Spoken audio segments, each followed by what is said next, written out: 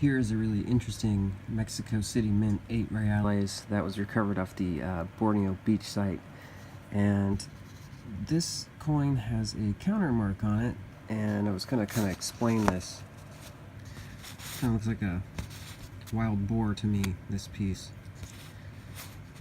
So this countermark is a, hope I'm saying this right, a Sumenep countermark. It is a date countermark in Arabic, which reads, I think 1230, so 1230 AH, which would be 1814 to 15, I believe. It also is a revalidation mark, meaning that this is 1 real batu, so it's Indonesian from Madura Island, and as mentioned, this coin was recovered from a beach in Borneo, which I don't know a whole lot about, but from what I understand, there's quite a few coins that wash up on the shore over there.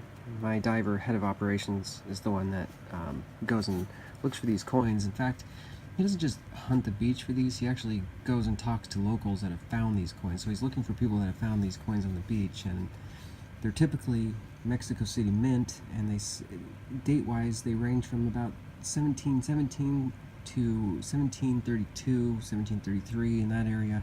And a lot of them have this countermark here. I'll show another one, which is a 1732. Anyway, it's an interesting mark. It's I don't know the whole story behind it, but I know that's what that mark represents as a date. Yeah, I don't know, it's just an interesting coin. Date-wise, I'm not really sure. Going by the elements, I would say this is 1718, 1719. It's definitely Philip V. We can see the 3 fleur-de-lis in the center shield. It's the neat new style, so we have a nice cross. We only have these tressors that are 4 tressors versus 8. There's like a break right here, which is kind of hard to see on this particular coin. So I'll grab something different just to kind of explain what I'm talking about. Let's see if we can, yeah, here we go. So we look at this piece here. This is from something totally different, but this will show you what I'm talking about. These ones are overlapped, but if you look right there, you can see how these, what we call wings on these arches from these tressors, are separate. They're not one punch or one piece as they are in the old original style. So old original style, this is a good example of the old style, where you can see here they are connected. Here is another example, the 1730 OMR. You can see how they're separated there. They're not touching. So that's what we mean by the 4 tressors. This is a single piece here. So it's 4 versus 8, where this arch connects to this piece here, which is one punch. And in the old style, they came in the bracket shaped, or they would come in this waved / spiked tressor style, like this here on this 4 reales. It's a great little piece, by the way. Another one with a interesting bubble hole. Just realized I've got a few out with bubble holes on them. You can see that there.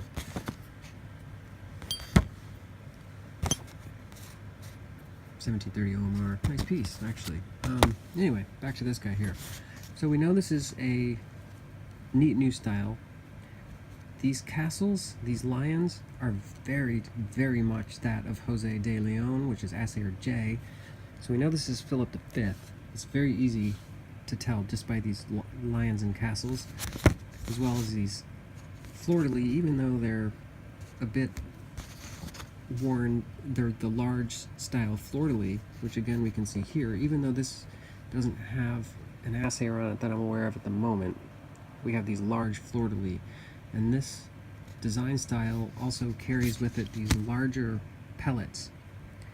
So circa 1717 to 1720, we have this new style of elements appearing on these coins. They're a lot cruder, the strike isn't as good, and it's probably due to the people that were really running the mint when Jose de Leon had his accident, which left him as a convalescent, basically meaning that I guess his kids took over for a little while and were in charge. And we can see that circa 1718, the coinage, the quality of the coinage kind of drops, and that's what we're kind of seeing here. Anyway, what's interesting is here we have this countermark, and it's placed right there, and maybe purposely so, where the date may have been on this coin, as it always appears just to the left of the upper left shield quadrant, so just to the left of Castilla-Leon. And I don't know if you can see it, but to me it almost looks like there's a 9 that's just smashed, possibly even a 9/8, but does that not look like, to you, a 9? It's really hard to say because it's been so squashed, but that is the right shape, so it's very possible this was a 1719 coin. Anyway, we have, looks like 4 cuts from the strap. Let's see if we can zoom out a bit. So we have our initial cut from the strap here and here, and then these 2 cuts, this one on that side, and then this one were simply to trim it to weight.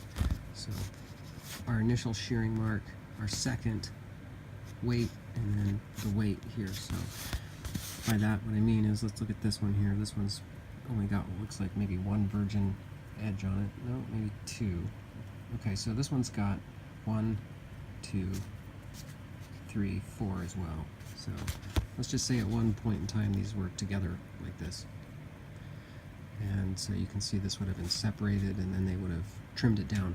And that goes with all these cobs that were manufactured via strap anyway, in this particular type. So here we have just 1 single cut, and then 1 and 2 on the 1715 fleet piece. What's interesting on this one is there's this little bubble hole there that they hammered closed, or it just closed from the faceting, but it's an interesting piece. It's a nice piece. Anyway, I just thought I'd share this piece. It's a interesting coin. It's even got this weird little stain on it. It looks like a 9. It's really bizarre. When I got this, if I can, I'll throw pictures up, but this was black and very spotty. It had like a lot of black and white spots, which is kind of typical for those coins. It's very hard to clean. So you can see some of them remain, these weird little spots. Don't know what the source of these coins are, but they do wash up on the shore in this particular site. They're in Borneo, and they're all Mexico City mint. So it's suggesting, you know, there's just another shipwreck over there, one of hundreds. So, I don't know. It does look like a pig to me. Anyway, just thought I'd share it. It's a neat coin.